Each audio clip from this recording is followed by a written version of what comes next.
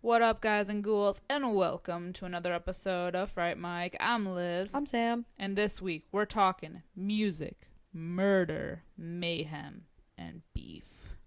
So much beef.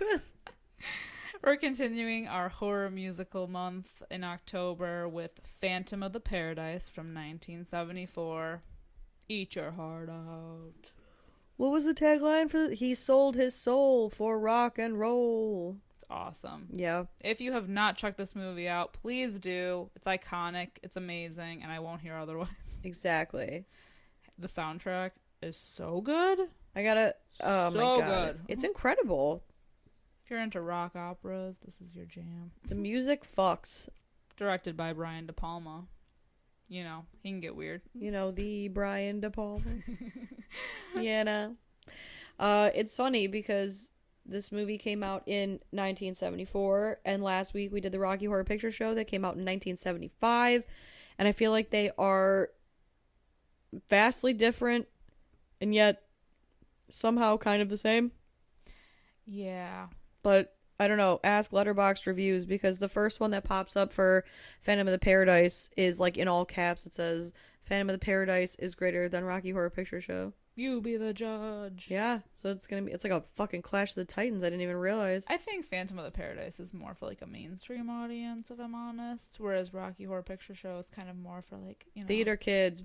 Off the wall. Yeah, I will say, like, I love Rocky Horror.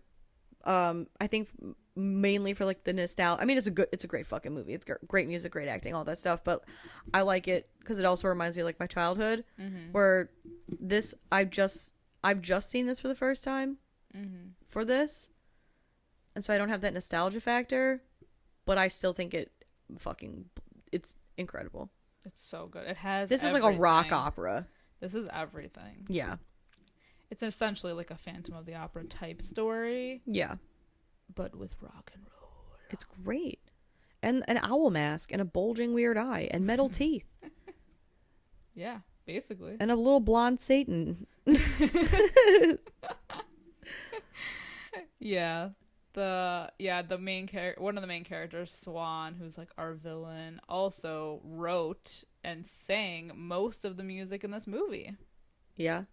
So that's already like, hell yeah. And it melts your fucking face off. This music, oh my god. I had to borrow this movie from you because this movie unfortunately is not streaming anywhere. And I literally ordered it. Yeah. For myself to own after I watched it. Yeah. This is so great. Yeah. Holy shit. And not a lot of people talk about this movie. I know. Everything, it's so underrated. I'd never heard of it before you said anything about it. I know. I remember when we were talking about this theme, and I'm like, Phantom of the Paradise, and you're like, I've never seen it. I'm like, you will. But you will. Oh my god. I know. Like, I've seen so many Phantom of the Opera type movies and Phantom type movies. But with murder and mayhem. Yeah. You know, everyone has, like, tries to put their own twists on it. This is so fun. Yeah, that's the thing. I feel like it sets itself apart enough where it plays off of the Phantom of the Opera story, but it's like unique enough where it doesn't, clash too much. And it's funny because both this movie and the movie we did last week are 70s movies, which historically I don't like. But I feel like you're coming out of coming around because I mean, obviously I love Rocky Horror, and this one I love. I told you, too, before we sat down to record, I said when I looked up the year it came out and I saw 74, I was like, oh, no. And then I slid the Blu-ray into my player, and the title screen menu, like the music, I was like, all right, well, now, okay, well, wait a damn minute here. Oh, yeah. This is going to be great. It is great. Yeah, there's not, like, a single song in this movie that I don't think is really good. No. And there's a guy named Beef in it. And Beef! Oh, Poor my Beef. God. And he got the short end of the stick. Yeah. Justice for beef. Short end of the kebab. I don't know. Honestly. Oh, man. And what's not to love even more with the intro being Rod Serling's voice?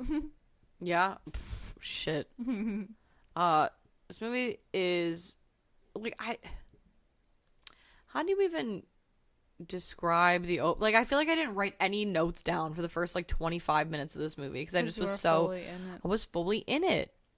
Yeah. Because it opens with like the nostalgia juicy band. Fruits. Yeah, the Juicy Fruits. Yeah, the Juicy Fruits. A nostalgia band. The nostalgia band who has 3 different They do the costume changes 3 different times in this movie. Yes, because they start as the Juicy Fruits, which is like a 50s kind of doo-wop band, and then they turn to the Beach Bums or something, The which Beach is Bums and then the Undead. Yeah, fucking glam rock as fuck. I love their range. Has anyone, please tell me somebody listening to this podcast has seen Velvet Goldmine? Jesus Christ. It's like one of my favorite movies of all time. All I kept thinking was Velvet Underground, but Velvet Goldmine is a movie all about glam rock, and it's got Christian Bale in it. Oh, by the way, okay. So good. But it's all about glam rock and like the rise and fall of these like glam rock stars. And when I was watching this and I saw, the Undead come out and beef like head to toe like glam rock kind of thing, I was like, holy shit! It's like Velvet Goldmine. I love that. I love their range. Yeah. They just they have the same faces, but they just put different clothes on them, and they have different songs. Because they're like, oh, once they run their course, they're going to change suit and do something completely different just to, like, get ahead of everything. Well, and also, like, to stay relevant.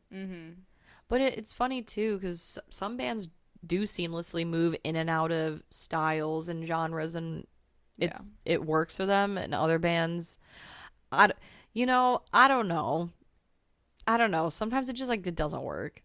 Well, and it's funny, too, because Swan's biggest thing is that he looks for people who aren't perfect, who have just a little bit of something different, but yet he uses the same band over and over again. Right. He refaces them. Why is that? Because I feel like he finds an obsession with something, and he just goes for it. He's an artiste. But he's also got to make money, so he's got to have a safe bet, Well, he's got the money. He's got the paradise. True. That's true. Yeah, he's gonna open this new like music club venue called the Paradise, and he's looking for the perfect like song or music to open the show, to open it with. And this guy Winslow Leach, he follows up the Juicy Fruits with a like what is it, a cantata, I guess, that he wrote called Faust. And it's, what is it, about like a magician who he like sells his soul to be a pop star or rock star or whatever, then he dies. Makes a deal with the devil kind of thing. Yeah. But he's singing it, and Swan is like, nope, that's the music. I want that music. And so he's got a bodyguard, Philbin, who cares? And he's like, well, oh, you want this nerd? And he's like, no, I don't care about the nerd. I want the music. So get rid of the nerd. Yeah, he really gives him the shaft. Yeah, so this like Philbin guy comes and sees Winslow, and he's like, "Hey man, you got some sick music. Swan's really into it. Can you give me like can you give me like just like your hits?" And he's like, "Oh man, no, this is like a 200-page like it's like a whole situation, my guy." And he's like, "Okay, well, give me the cliff notes." Exactly. Give me like what you got, and Swan will review it, and then like, dude, we'll totally sign you. And Winslow's like, oh, yeah, all right, this is fucking sick. Yeah, and he believes them because he's gullible. And a month later comes, and Winslow is trying to get a hold of him. He goes to Death Records, Swan's record label. Which, so cool. Did we mention he's a satanic record producer? Because that's important to note. That isn't, but we don't know that for certain quite yet. Really. But it's there. It's Death there. Records. Death Records. And what is the logo? Is like a dead blackbird or crow or I don't know. It's something. It's really cool. Sick. Yeah, but he immediately gets kicked out, and I love how they speed up the camera, like very Charlie Chaplin-esque. I just love that they have a file. Like he goes to the front desk lady. Oh, the and he's like, file? my name's Winslow Leach, and I'd like to speak to Swan, please. And she's like, one moment, sir. And she flips through the file for his name, and it says, like, do not let in.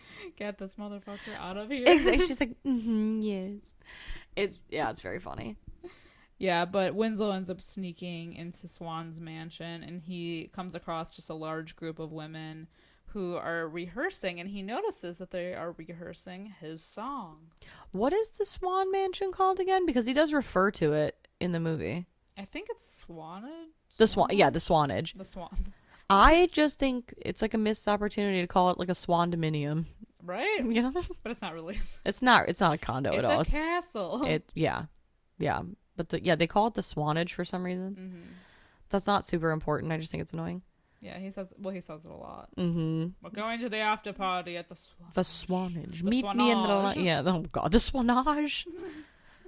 Yeah, oh, you're right. So yeah, he goes in, and all of these women are just like horribly rehearsing his music. I just feel so bad for him because even in this moment when he's like, well, I wasn't notified that this was happening, he still is like so upbeat about everything, even though it's like it's obvious what's happening here. But right. He's still like, well, I'm just gonna walk in there and talk to Swan myself because obviously there's been a miscommunication. It's like, oh no. Right, like instead of seeing the obvious, like, dude, they're icing you out, he almost takes it as like, oh my God, how did I miss such wonderful news? Like it's my fault. Yes. It's self-sabotage, I'm telling you. It's so sad. Yeah. But he hears this woman sing, her name is Phoenix, played by, what's her name, Jessica Harper? Jessica Harper of Suspiria. Susie Banyan. But in this movie, her name's Phoenix. And he's like singing. He's like, how do you know this song? And she's like, I don't know. Swan he told us to practice this shit. And they sing together. And they make beautiful music. And it's like they fall for each other straight away. And then a bunch of girls go and, like get filed in to audition. A gaggle of women. Dude, okay. It's crazy though. So all these women are being let in like basically at the same time. There's a security guard that stops Winslow from going in, obviously. But you kind of see these women file in, and you see Phoenix go in, and they throw her down, and somebody like gets on top of her, and then she runs off, kind of like looking disheveled. Mm-hmm. Like, there's definitely some SA going on.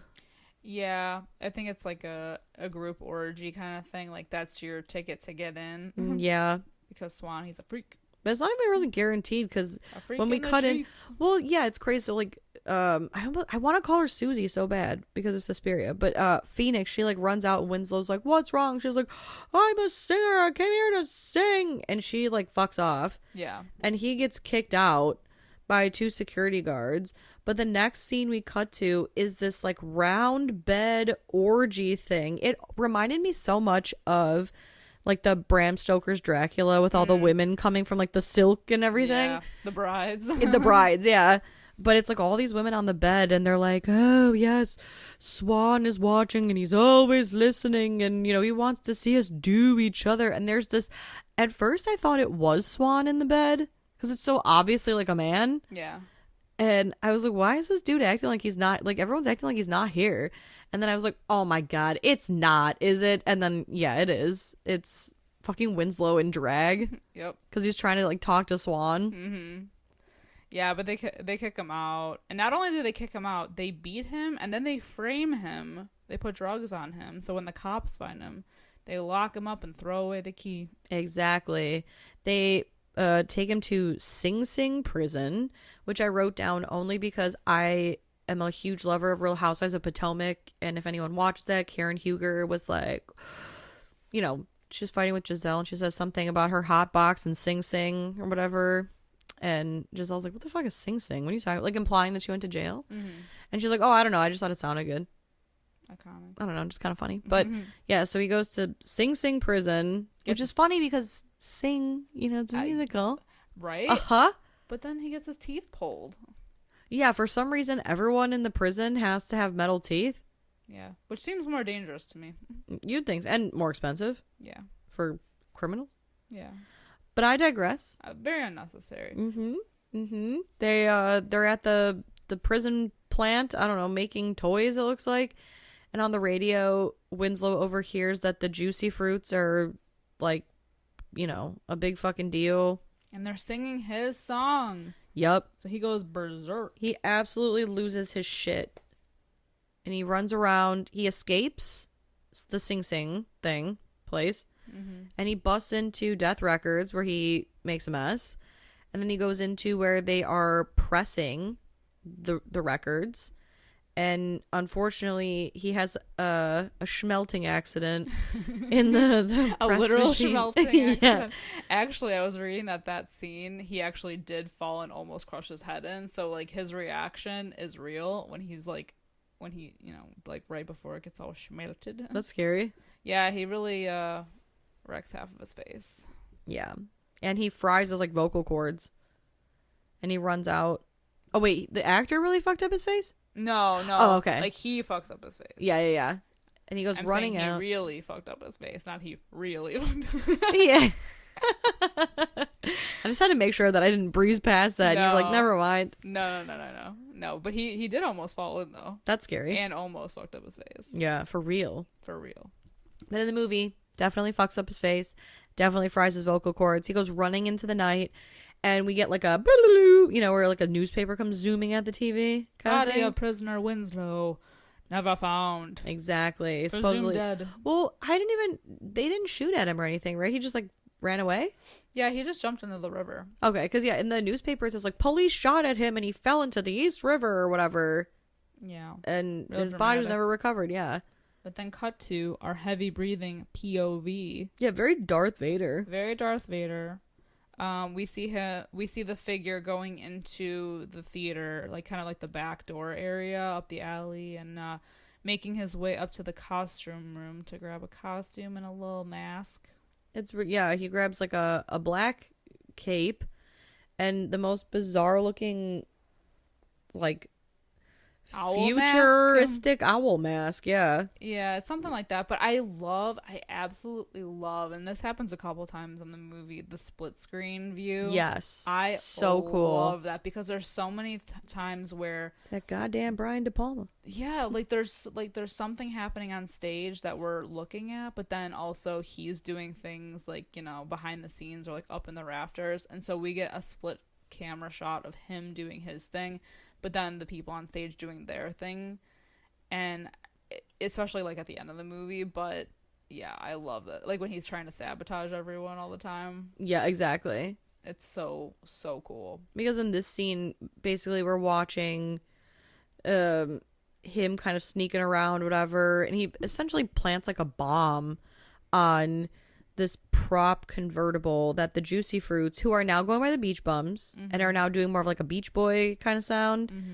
they are rehearsing for a live show, and the convertible prop like explodes, and so Swan, he thinks something's up, and so he pulls a mirror, or like pulls like a sconce, mm-hmm. that opens a mirror to go into a secret security room, and Winslow sees this.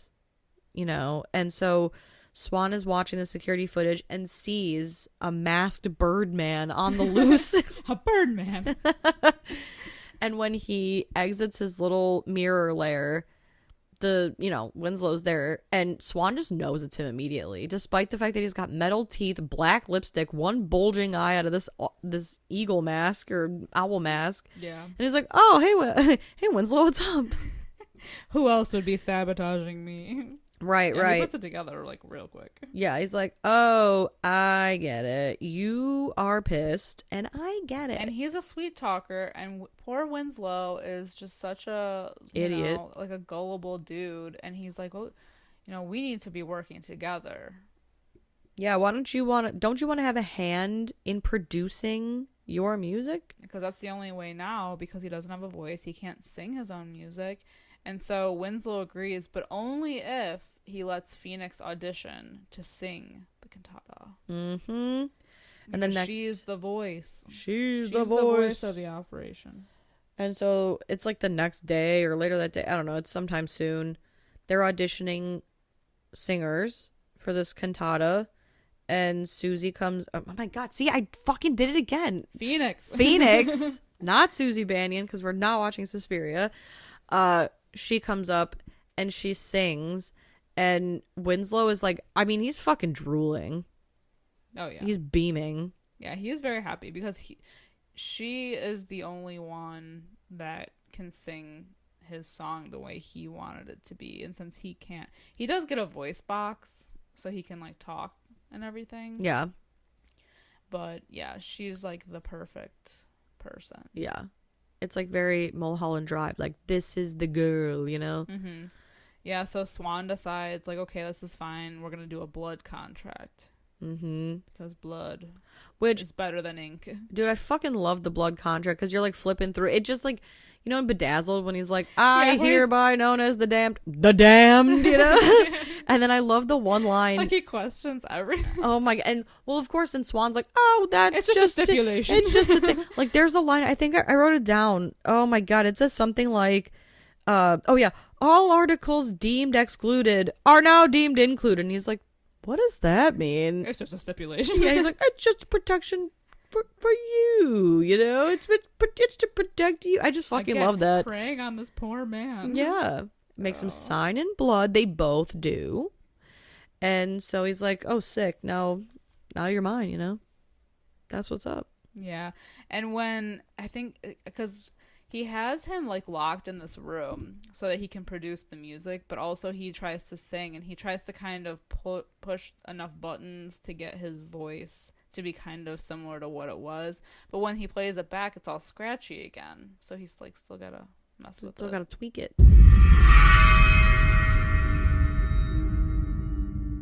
Hey creeps, looking for more frightfully good content? Head over to our Patreon at patreon.com/Fright Mic podcast to help support the show. We have current movie reviews, spooky cocktail recipes to match our theme of the month that you can enjoy if you're 21 and over. Or not, I'm not your parent. For legal reasons, I must say this. We play games, trivia, literal fright fights, and much, much more. If you head over to patreon.com/Fright Mic podcast. Again, patreon.com/Fright Mic podcast. You can find everything over there. And again, it is a great way to support the show. We greatly appreciate it. And we love you guys. Bye. Bye. But in the meantime, because Swan has tricked Winslow into writing this cantata for Phoenix, he has him hooked on all these pills and shit because he needs it to be done in a week because that's when the paradise opens. Yeah, he's overworking him. And pretty much immediately he breaks the deal because he says that Phoenix is just too perfect and he doesn't like perfection. Mm-hmm. So he has her be a backup dancer or backup singer. Yeah. And he re-images the band once again. So they were the Juicy Fruits, then they were the Beach Bums, and now the Beach Bums are out. Now Beach Bums are out. And now the undead come They out. are the undead. And it's like a press junket or whatever when he kind of releases their new look. They unleash the singer Beef. It like they open like a coffin and he comes out and it's so crazy because he does look very glam rock, but then once they perform, it's like very Cabinet of Dr. Caligari. Yeah, I love those. I do too. Nice homage. But so, basically before anybody performs, Winslow is asleep, but he's finished the cantata. And so Swan goes in to his little fucking mix-it lab, you know, where he's writing this shit. And he steals the music and asks his cronies to wall Winslow in. Very like Edgar Allan Poe, Cask of Amontillado kind of thing. I was going to say Looney Tunes. That too. Yeah, they literally brick him in. Yeah. That's fucking wild. And then I do love during rehearsals. I love Beef so much. Beef. And he's like, this was clearly written for a woman. And he screams into the microphone. But like he knows like something is up. He's like, this place is haunted. Yes. There's something happening here that should not be happening. There's something they're not telling us. Exactly. It's so funny. Yeah. But it's not too long before the Phantom escapes. The Phantom being Winslow. I feel like I've been calling him Winslow this whole time, but he is in fact the Phantom. I referred to him in my notes as Winslow, Leech, and the Phantom. Oh, yeah. Well, Yeah. they all work. If anybody was reading these notes, they would think they were 3 separate people. Who are you talking about? What the fuck? Yeah, Beef is a little nervous before his performance, so he does a shitload of cocaine. Takes a shower. Takes a shower in a very psycho-esque moment. The Phantom pops on into the shower and threatens his life. It's fucking wild. He like accosts him with like a plunger, and he's like, "You are not to sing my music. Only Phoenix can sing my music. Anybody who sings my music will die." With the plunger over fucking Beef's mouth. Like, Poor Beef. I know. Yeah, so he tries to skip town, but they end up finding him anyway. And that's when he does the opening performance, which is, of course, the Cabinet of Dr. Kilgari homage, but with synth guitars. Dude, and the performance is so sick because there's a live audience, but they obviously have like plants because the band comes and is like dismembering pieces of the audience. The fake audience. And then puts them together to create a Frankenstein Beef. It's amazing. Yes. I would go to this show. Dude, I would have lost my mind if I saw this in concert. Yeah. It's awesome. Yeah. Yeah, so they do like a glam rock version of their own songs. But the Phantom, like you said, he's so enraged that he somehow breaks through this brick wall. And he throws a fucking neon sign. A neon lightning bolt at Beef. Poor Beef. He Oh gets my- electrocuted. But Which is funny because he's supposed to be like a Frankenstein. Exactly. It's ironic. But the crowd is like, because everything is so bizarre, they think it's part of the show. So they're like, just whatever about it. They're literally losing their minds. And I fucking love that, like, they play off his death so chill, because even as they're taking his body and putting it into the ambulance, the crowd is still going crazy, like Beef, Beef, Beef. and he's literally dead. Yeah. Body bag. I'm literally dead. Oh my god. But then they're like, so Philbin, remember Assistant Philbin, he realizes the Phantom's on the loose, and he's like, yo, Phoenix, you gotta get out there, because otherwise more people are gonna die, so you gotta sing this shit, because it was meant for you.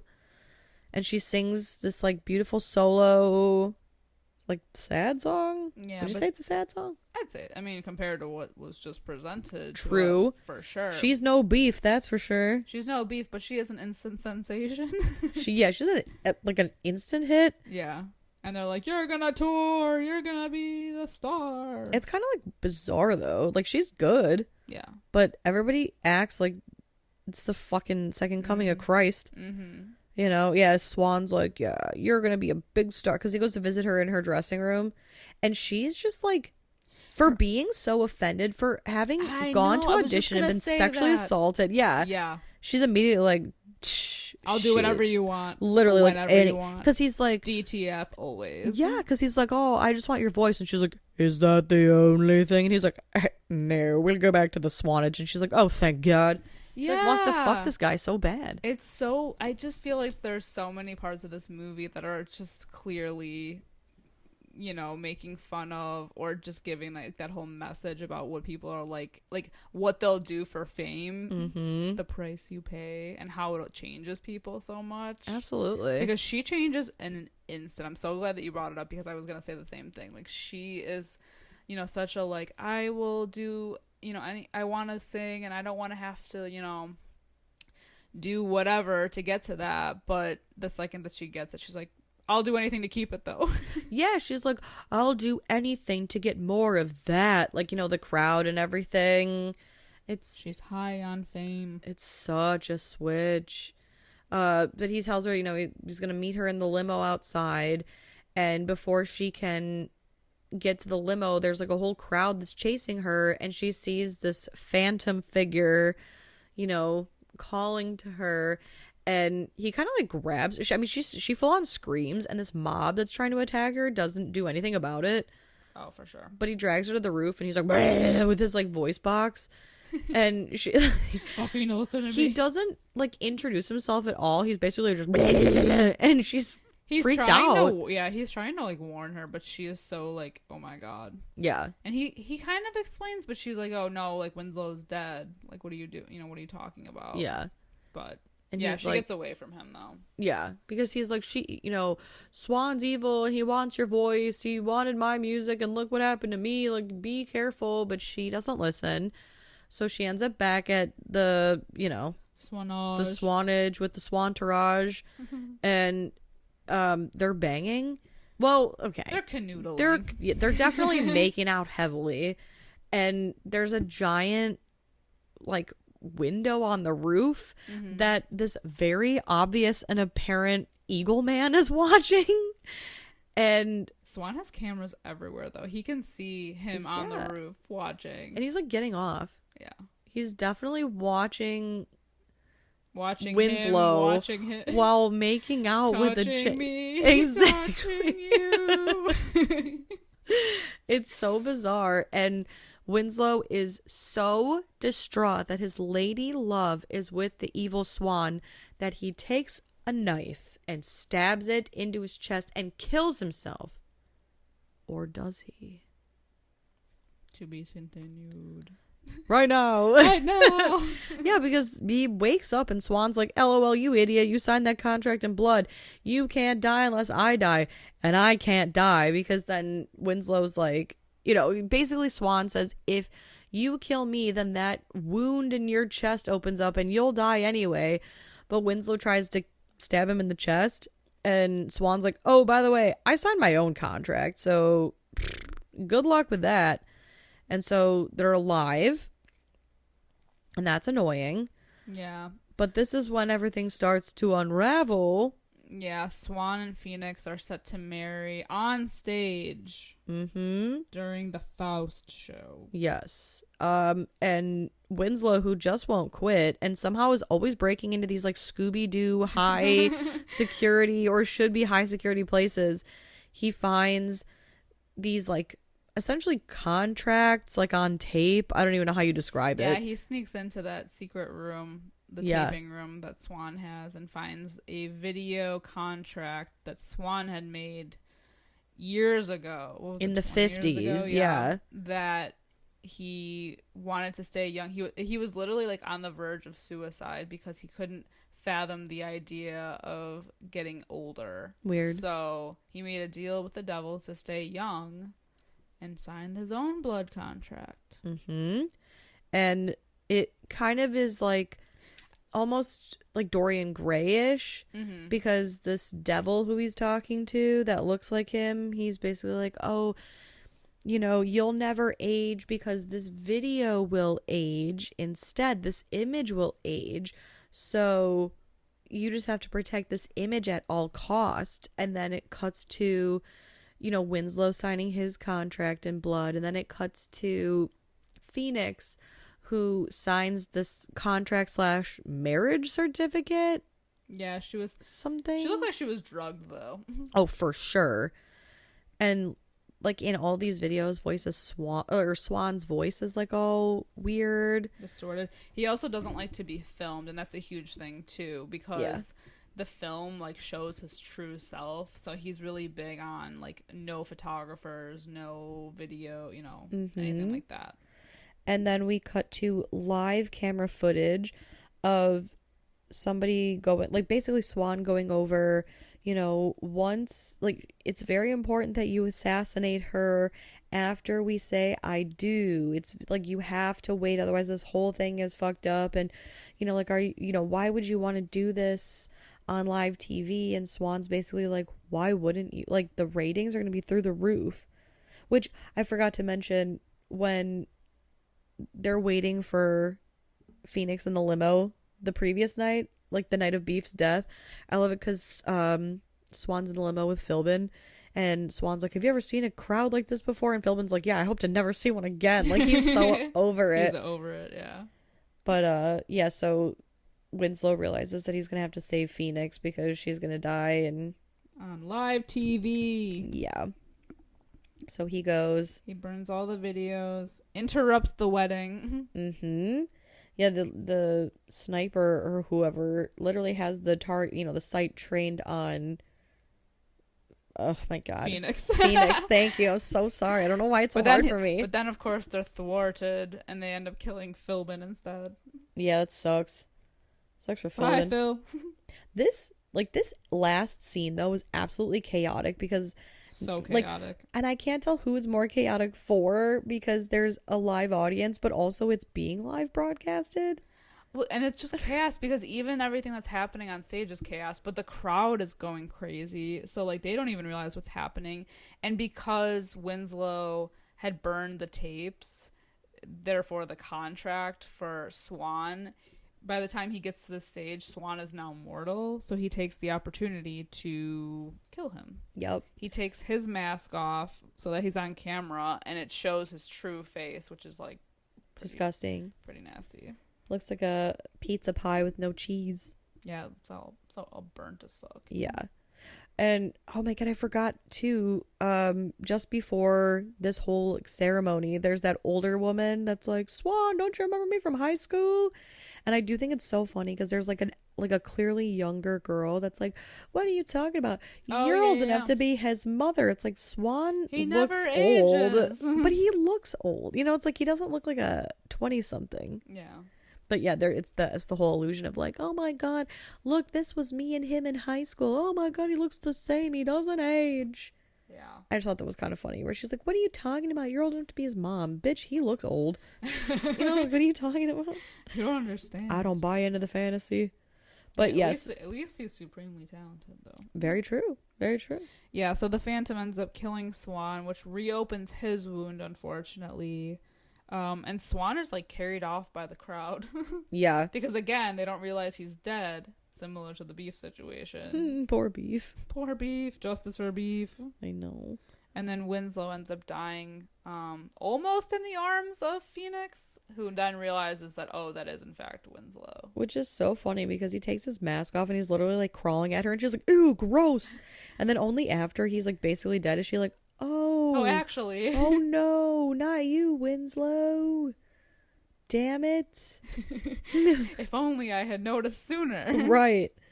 If only you had tried to tell me it was you. Yeah. I mean, and that's basically it. Yeah.